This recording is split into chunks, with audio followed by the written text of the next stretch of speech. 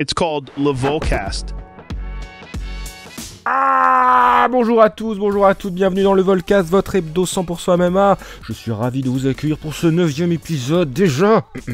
Pardon, je me suis un peu énervé mais je viens de regarder la carte de la violence de l'année 2023 et j'ai envie de frapper des poids et de soulever des gens, de frapper des gens et de soulever des poids, voilà, c'est mieux. Alors oui, quelle belle soirée cette UFC 295 et c'est d'autant plus beau que souvent quand on parle de carte banger, la promesse est plus belle que la réalité. Rappelez-vous de la carte à Abu Dhabi de l'année dernière, belle promesse, beau match-up, et puis finalement, on était un peu déçus avant de kiffer la carte au Madison Square Garden quelques semaines plus tard, avec Poirier-Chandler et Adesanya Pereira 1. Et bien cette année, on est un peu dans le même cas de figure, peut-être parce que le MSG a quelque chose de magique, une sorte de cimetière indien qui ne peut donner que des bangers. Alors les héros ont été nombreux dans la nuit de samedi à dimanche, mais comme je suis un peu chauvin, je retiendrai bien sûr la performance XXL de Benoît Saint-Denis qui se rapproche un peu plus à chaque combat de son destin. Bref, l'UFC 295 c'était de la bombe et on va essayer de garder un rythme cardiaque normal car maintenant c'est le débrief. Mais avant de commencer, je t'invite à t'abonner à la chaîne de Fight Mind si tu ne veux rien rater de nos analyses. Puis si la vidéo t'a plu, tu peux mettre un like, laisser un commentaire et activer la cloche.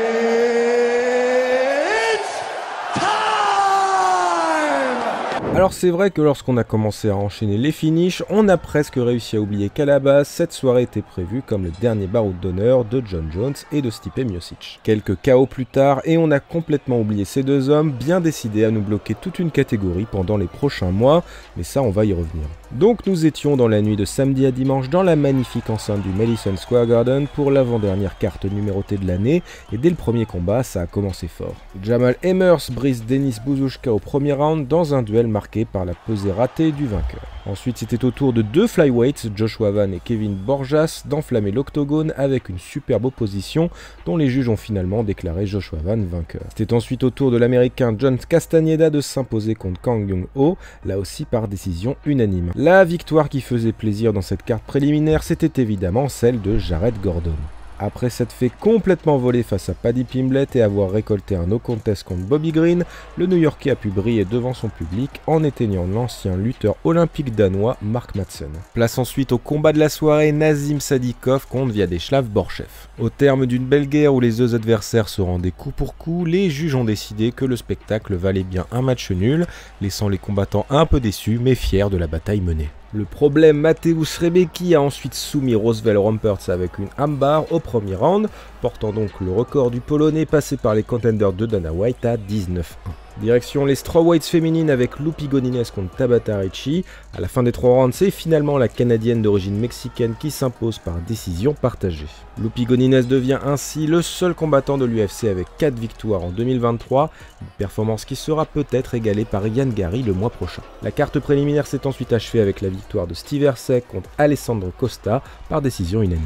On referme la page de la carte préliminaire et place maintenant à une main card qui restera dans les mémoires. La mèche la plus connue de l'UFC, Diego Lopez, était opposé à Pat Sabatini et on se demandait si là encore le Brésilien allait nous épater. Eh bien figurez-vous que oui, puisque le Brésilien coéquipier de la championne Alexa Grasso s'impose par KO au bout d'1 minute 30. Une deuxième victoire d'affilée qui nous fait nous demander jusqu'où ira Diego Lopez, déjà très apprécié par les fans. Un chant militaire qui retentit, scène Saint-Denis style qui résonne, oui, c'est l'heure de parler de Benoît Saint-Denis opposé ce soir-là au New-Yorkais Matt Frevola. Le Français est arrivé avec une belle hype contre un local en main card d'un numéroté, bref, l'occasion était belle pour choquer une nouvelle fois l'UFC. Et là encore, l'ancien militaire nous a bluffé en éliminant l'américain d'un high kick destructeur qui terrasse Frevola sans avoir été réellement inquiété. Bref, BSD c'est trop fort, on peut désormais rêver de combats contre Gamrot, Poirier, Geji, et nous on l'avait prédit. D'ailleurs, si vous voulez voir notre portrait de Benoît Saint-Denis, il est disponible depuis jeudi sur Fight Minds, donc allez voir ça. Elle aussi enchaîne les combats, Jessica Andrade a conjuré le mauvais sort en battant sa compatriote Mackenzie Dern. La brésilienne termine donc l'année avec 2 victoires et 3 défaites. Avec l'annulation de Jon Jones contre Miocic, l'UFC a dû trouver en urgence une solution pour la catégorie des poids lourds. La ceinture intérimaire s'est donc jouée entre le terrifiant Sergey Pavlovich et le phénomène Thomas Spinal, appelé 10 jours avant l'événement. Calme, froid, impressionnant, le Britannique a choqué tout le monde en battant le Russe à son propre jeu et en l'envoyant au tapis sans jamais utiliser son excellent JJB. Tom Aspinall devient donc le 3e combattant anglais à décrocher une ceinture UFC après Michael Bisping et Leon Edwards. Un résultat heureux mais qui jette le doute sur l'avenir de la catégorie puisque le champion en titre Jon Jones doit toujours affronter Stipe Miocic. Bref, c'est le bordel. Interrogation également du côté de Cyril Gane qui s'est empressé de call out Tom Aspinall après l'avoir un peu ghosté lors du dernier UFC Paris. En tout cas, chapeau Tom.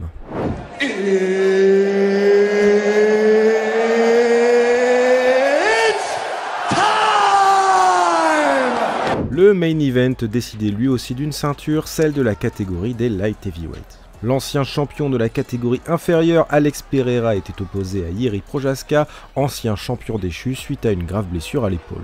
Les deux strikers nous ont offert du beau spectacle avant que Jiří ne domine Poitane grâce à son sol.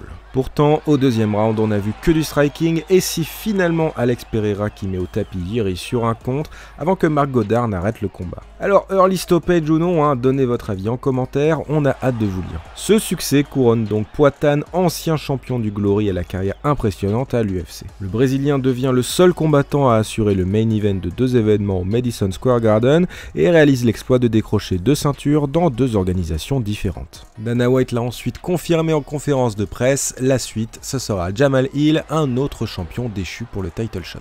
On referme la page de l'UFC 295 et de sa main card qui aura duré d'un peu plus de 21 minutes et on passe au reste de l'actualité MMA de la semaine dernière, c'est les news. J'ai un scoop pour vous. C'est une onde de choc dans la planète MMA puisque Ousmane Nurmagomedov, cousin de Khabib Nurmagomedov, a été contrôlé positif à un test antidopage. Pour rappel, le Dagestanais était l'actuel champion des lightweights du Bellator et participait au tournoi de l'organisation américaine. Le combattant sera donc suspendu 6 mois et déchu de son titre. Le dernier combat d'Ousmane Nurmagomedov contre Brent Primus s'est transformé en no contest et l'américain est donc de retour dans le tournoi à $1 million. Ousmane Nurmagomedov explique ce contrôle raté par une mauvaise communication avec la commission suite à un traitement médical. À voir ce que la décision aura comme répercussion dans le clan Nurmagomedov. Le Volcast serait-il le podcast qui dérange dans la planète MMA ?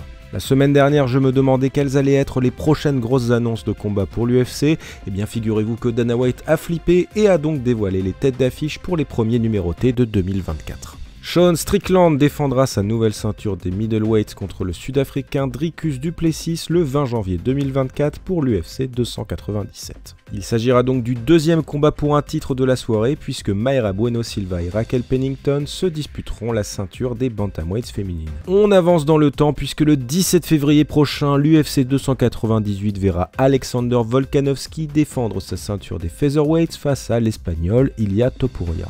Le combat arrive quelques mois après le retentissant KO pris par l'Australien contre Islam Makhachev.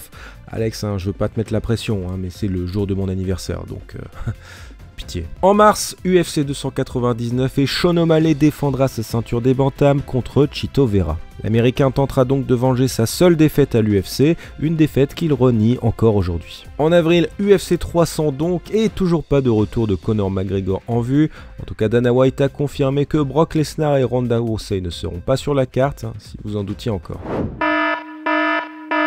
C'est officiel, notre consultant préféré Taylor Lapillus effectuera son 2e combat pour son second run à l'UFC contre l'invaincu Farid Basharat le 13 janvier 2024. Français toujours avec Kevin Jousset contre Kenan Song le 9 décembre lors de l'UFC Shanghai, un UFC Shanghai qui a désormais un main event Song Yadong contre Chris Gutiérrez. Pour le reste des annonces, je vous balance Mateusz Nicola versus Manel Kape le 13 janvier et pour l'UFC 297 une semaine plus tard, le frérot Charles Jourdain contre Sean Woodson, Jan Blachowicz contre Alexander Rakic et Dominique Reyes contre Carlos Ulberg. Terminé pour les annonces de la semaine, même si je me doute bien que l'UFC attendra la sortie de cet épisode pour en rebalancer une dizaine. Ouais, c'est un complot, je vous dis.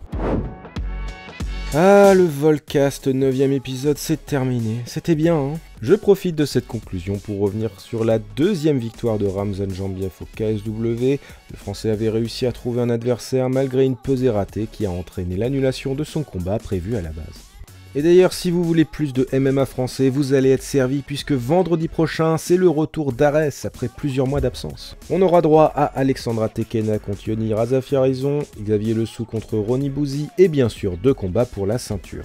Aïda Yousounov chez les bantams et bien sûr Baysangour Shamsudinov contre l'Allemand Félix Klinkhammer. Un duel à ne surtout pas rater puisqu'il s'agit peut-être du dernier combat de notre Baki national à Arès. Enfin, faut pas oublier que le gars s'entraîne avec Khamzat Chimaev maintenant. Sinon, oui, il y a bien une carte UFC ce week-end, Brenda Allen contre Paul Craig. Une carte passée un peu sous les radars mais qui commence à 23 h, donc pourquoi se priver ? Bref, je vous donne rendez-vous lundi prochain pour débriefer tout ça. Prenez soin de vous et en attendant, n'oubliez pas... Every Monday, I listen to Le Volcast.